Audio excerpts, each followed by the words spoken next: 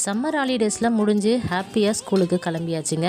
லீவில் வீட்டில் இருந்தோம் அப்படின்னா கை வலிக்கிறது, கால் வலிக்கிறது, தலை வலிக்கிறதுன்னு சொல்லிட்டு ஏதோ ஒரு வலி இருந்துக்கிட்டே இருந்தது. ஸ்கூல் ஸ்டார்ட் ஆச்சு, நாளைக்கு காலையில் நம்ம ஸ்கூலுக்கு போக போகிறோம் அப்படின்னு நினைக்கிறப்பவே அன்றைக்கி நைட்டே வலியெல்லாம் போயிடுச்சுங்க. இந்த மாதிரி யாருக்கெல்லாம் தோணும்னு சொல்லிட்டு கமெண்ட் பண்ணுங்கள். நம்ம வீட்டில் சும்மா இருந்தோம் அப்படின்னா கண்டிப்பாக எல்லாமே இது வலிக்குது அது வலிக்குதுன்னு யோசிக்கிட்டே இருப்போம். ஆனால் வேலைக்கு போகிறோம் அப்படின்னு யோசிக்கிறப்ப அந்த வலியெல்லாம் எப்படி பறந்து போகுதுன்னே தெரியாது. அந்த மாதிரி தான் காலையில் 8 மணிக்கெல்லாம் கிளம்பணுமே அப்படின்னு சொல்லிட்டு காலையில் 4:30 மணிக்கு அலாரம் வந்து அடித்த மாதிரி முழிப்பு வந்தது.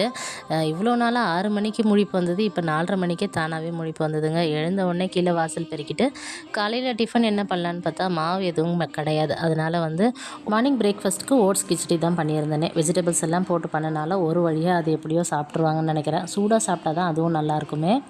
பூஜையெல்லாம் முடிச்சுட்டு குழந்தைங்கள ஸ்கூலுக்கு அனுப்பியாச்சு. அப்புக்குட்டி தான் பூஜை ரூமில் எல்லாமே பூவெல்லாம் வச்சு ரெடி பண்ணியிருந்தேன். அதோட நானும் கிளம்பிட்டேங்க.